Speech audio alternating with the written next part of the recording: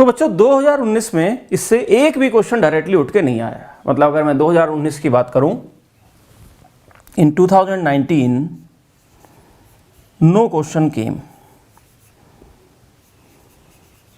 From this topic. ठीक है, तो मतलब हमारा ये मानना कि इससे आना ही आना है ये पक्का नहीं है, लेकिन अभी आगे भी देखते जाओ क्या है। 2018 की बात करूं तो 2018 में एक क्वेश्चन आया था, और वो जो आपका क्वेश्चन आया था वो सीधा सीधा यंग्स मॉडुलस से 2018, एक क्वेश्चन यंग्स मॉडुलस से। 2017 की बात करूं तो एक क्वेश्चन आया था बल्क मॉडुलस से। 2016 की बात करूं तो no question came from 2016 as well. 2015 की बात करूं तो एक क्वेश्चन आपका आया था यंग्स मॉडुलस से, ये जो री वाला पेपर था। और 2015 का जो ओरिजिनल पेपर था, फिर उसमें बल्क मॉडुलस का डायरेक्ट क्वेश्चन आया था। फिर 2014 की बात करें तो फिर से यंग्स मॉडुलस। फिर 2013 की बात करें तो फिर से यंग्स मॉडुलस। 2012 की बात करें फिर से यंग्स मॉडुलस। 2011 की बात करें फिर से यंग्स मॉडुलस। तो ये बताओ बच्चों,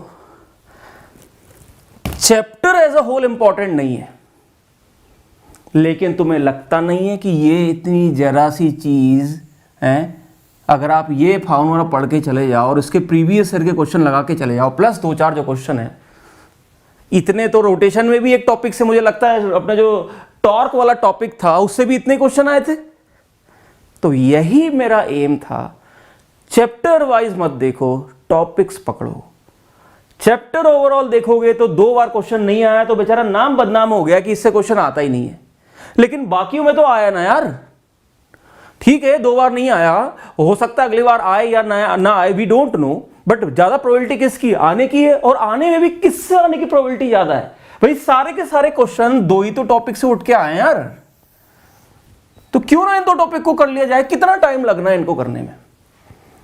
तो यही इंपॉर्टेंट है बच्चों। आपको एक बार स्ट्रेस और स्ट्रेन का अगर ये कॉन्सेप्ट समझ में आ गया ना कि स्ट्रेस और स्ट्रेन का मतलब क्या होता है, ये बल्क मॉडुलस का जो मैंने तरीका बताया, that is more than sufficient. बहुत सिंपल क्वेश्चन उठ के आते हैं, थोड़ी थोड़ी कैलकुलेशन होती है बस। यंग्स मॉडुलस तो आपको मोस्ट इंपॉर्टेंट करना ही है, मस्ट डू। और यंग्स मॉडुलस के साथ बल्क वाला भी आप ऐड कर लेंगे। लेकिन अब मुझे ये लगता है कि अगर एग्जाम में ये लोग क्वेश्चन पूछेंगे तो ये स्ट्रेस स्ट्रेन जो कर्व वाला पार्ट है ना बच्चों, इससे काफी अच्छे लॉजिकल क्वेश्चन बनते हैं। तो इससे भी इसको आप रीड करके जाएंगे, या तो आप एनसीईआरटी से रीड कर लो या आपके पास जो वीडियोस है उनमें देख के कर लो। बाकी बहुत ज्यादा डीप में घुसने की जरूरत नहीं है, ठीक है, कि आप उसमें इंटीग्रेशन लगा रहे हो, सब लगा रहे, नहीं यार, कहाँ आता है इतना। जो आते हैं वो सिंपल स्ट्रेट फॉरवर्ड क्वेश्चंस होते हैं, अपने को पता होना चाहिए फॉर्मूला ये होता है वाई का। ठीक है, तो चलिए, ये था हमारा